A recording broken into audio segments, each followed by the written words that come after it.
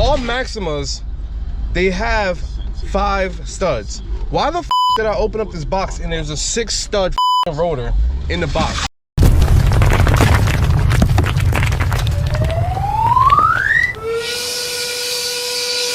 Mad Mechanic. What is going on, guys? It's your boy Alonga and welcome to Mad Mechanic. I am currently on my way to a client's house. We're going to be changing front pads and rotors on a 2007 Nissan Maxima. It's going to be a simple job, nothing too crazy. Hopefully we don't deal with any seized parts because yeah, seized stuff is annoying. We don't like seized parts.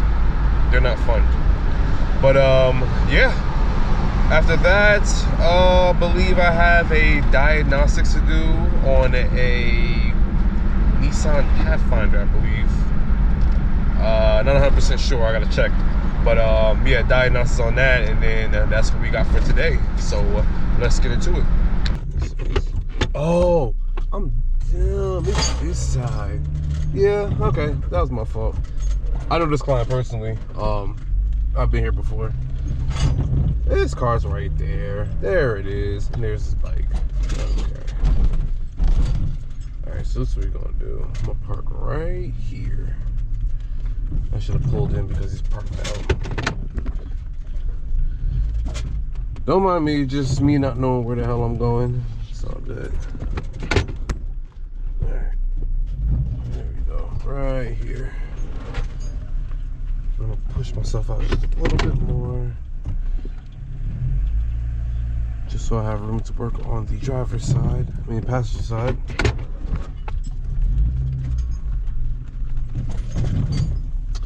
Alright. Yep, I am definitely taking up 2 parking spots. I don't care. I may not care. And yeah, like I said, it's raining. And then there's Rhea. Alright, yeah, let's go ahead and get to work. The rotors is done, metal to metal, so definitely pads and rotors in the front. I'm gonna go ahead and get this car jacked up really quickly. All right, so once you get the wheel off, by the way, it's a 21mm to get the lug nuts off. You're gonna need a 14mm wrench, box in, ratchet, whatever you prefer. Take off these caliper bolts, and then you're gonna need a 19mm to take off the bracket bolt. Once you get that out, once you get the caliper bolts off, take the caliper off, bracket bolt, take the bracket off, then you'll be able to take the rotor off if there's no set screw on it. I'm lucky enough to not have a set screw for this rotor, so I'll just bang it out with the hammer to get the rotor off. Yeah, remember how I said, oh, it's just a brake job, shouldn't be that crazy? I love jinxing my self. All right, so look at this caliper. It's cockeyed. It's cockeyed. I literally can't compress this thing. I'm gonna just show y'all. Let me just show y'all. Y'all might not believe me. Look at this. Look at that. That thing not going in. So now he needs a caliper. Right? But wait, there's more. There's more. There's more. There's more. On top of it raining, right? On top of it raining, they don't even have the key. His partner took the key with her to work, so I have to bleed the brakes. So in order for me to bleed the brakes, I need to have the key to the car so I can bleed it properly. And yeah, things going great so far. But yeah, I need to figure out how much this caliper is gonna cost so I can give him a price for the caliper with the labor for that. And also figure out how I'm gonna do these brakes now, knowing that the caliper's messed up. So yeah, stay tuned. Annoyance level is starting to rise. I mean, I get it, shit happens, but why is it raining? That's what's bothering me. It's the freaking rain. Like, where's my other phone at? It's raining, and that's what's bothering me because I don't want to change the caliper and leave the brake lines exposed, and it's raining, and then water gets into the brake line, and it's just a whole nother issue right there. I don't want to deal with that. Also, the fact that the key is not here, that's another thing that's annoying as well, because I can't bleed brakes without a car key. Like, I might as well just leave and come back a different day at this point. But I don't know what he wants to do, so let me just get everything together and figure out what he wants to do. Okay, so update. My client actually does have a spare key in the house, so I don't have to worry about figuring out how to bleed the brakes today, which fantastic, great. Right now I'm heading to the parts store to go get the caliper. The parts store is about 20 minutes from here. I need to get gas, you know, all that jazz. So once I get the caliper, I'll head back and then I will continue showing you guys how to change brakes on a 2007 Nissan Maxima. And now we're adding calipers into it too. So you guys get a bonus. Yeah, a bonus. Alrighty, we are back. We have the caliper. Hello, Rhea. Alright, why is the camera blurry? Let me see if I can. Okay, I guess a little bit better. Anyway, yeah, so we got the caliper right here, this lovely thing right there. I know my car is a mess. It's full of parts and all that goodness. So we're gonna go ahead and start taking the caliper apart. I'm gonna try and get it mounted, get the GoPro mounted up to where you guys can see me take the caliper apart and explain it to you as I'm working. It's actually a really good spot if it just holds. Perfect. All right, cool. So first thing we gotta do is, well, first I need to get my tools. I believe this is a 13, so what we're gonna need to do is take the banjo bolt out, which is right there. If you guys can see that. You guys can see that right there. Banjo bolt right there. Take the banjo bolt out. That'll disconnect the brake line from the caliper. It's gonna piss out a shit ton of brake fluid, so I gotta go get a pan to cover that up. So this is what I'm gonna do, just so I can crack the banjo bolt without having to fight with it. I'm gonna put the caliper bracket bolts back on this, just so I can crack it and not have to fight with it. So grab your 12 right here, crack it. There you go. Now you can see it's starting to bleed out. Ray is being the guard dog right now.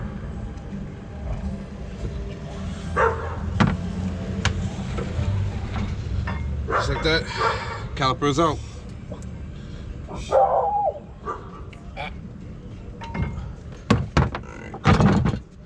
Now I'm gonna take the rest of the stuff off. Alright, now we're gonna take the caliper bracket bolts off. That one doesn't want to work for me, so just put it at the top. That one's on there.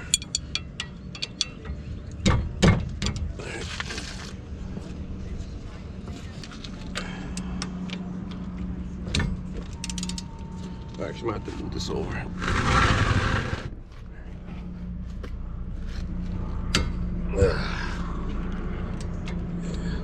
That one was on there.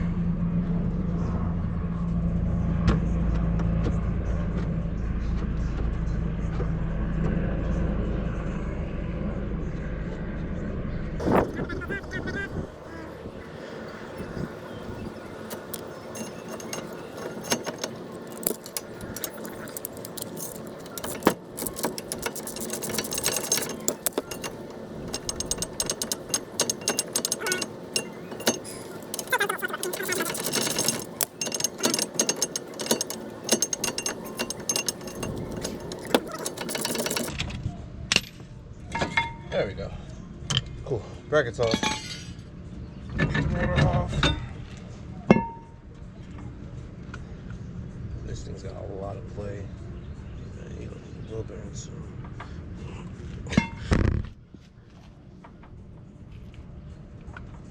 Hey, Smoke 'em, look at this. Don't find nothing else wrong. No, it's just, I mean, it does need to be changed out, but it's not gonna stop me from changing the brakes. But you just got a lot of bearing play. See this? It's a lot of wheel bearing play, so definitely gonna want to change that out soon.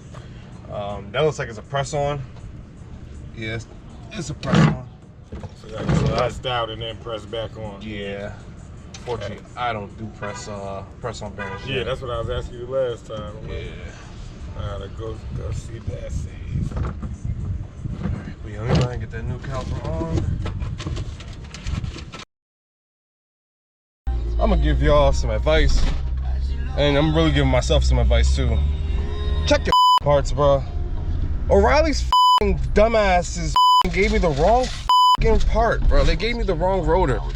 How do you up a rotor part, man? Like all all Maximas, they have 5 studs. Why the did I open up this box and there's a 6 stud rotor in the box?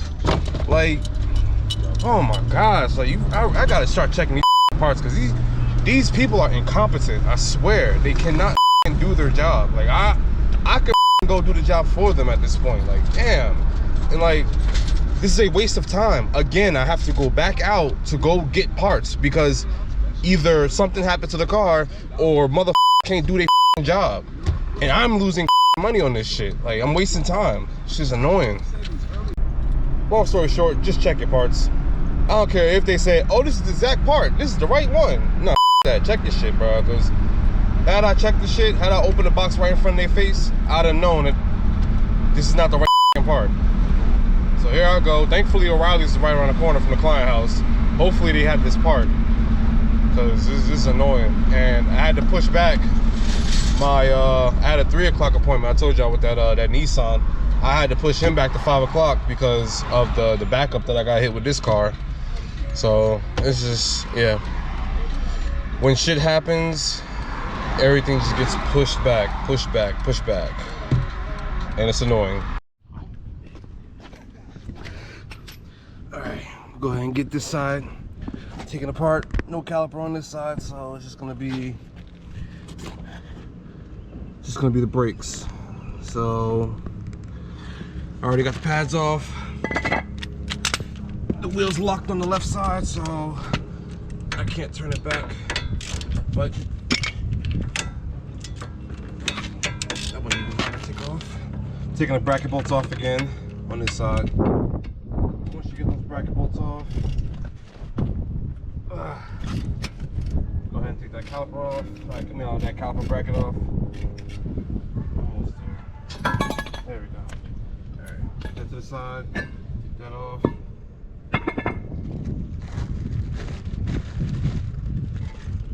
Up. New one on. I usually do this. Put it on this side, facing like that.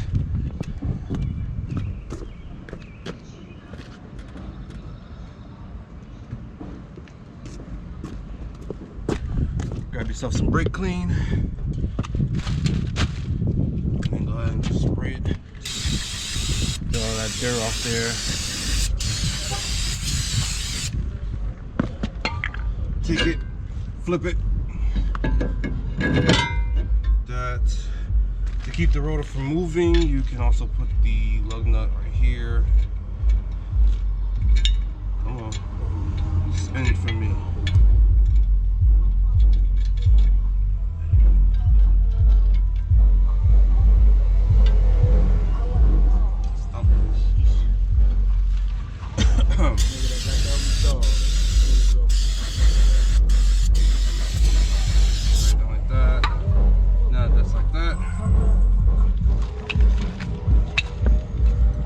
Back on.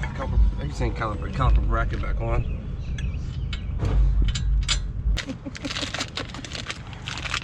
This is how you know it's time for me to go home. Yeah.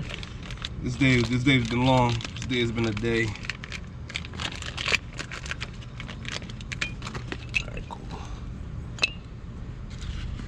I like to also lube up these end parts of the pads, just so I know that they're sliding good. No issues with that. But you just slide them in like this, like that. Same thing with the other side. Oh, it's tough to get to because I can't see in there.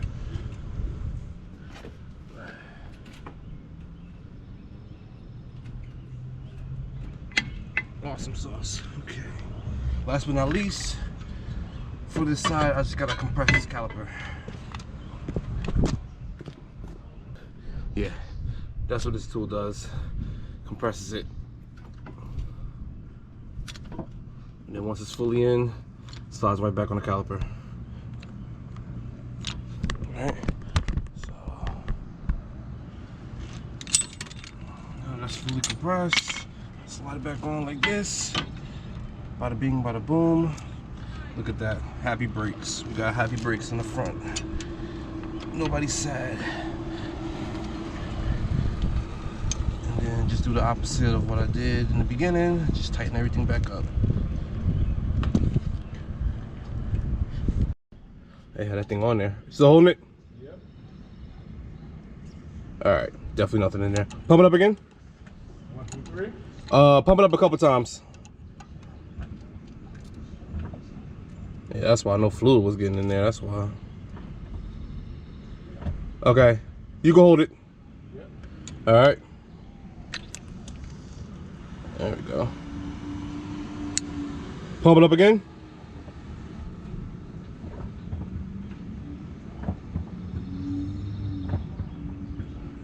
All right.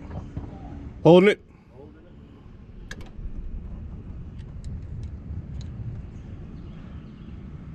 All right. One more time. Pump it up.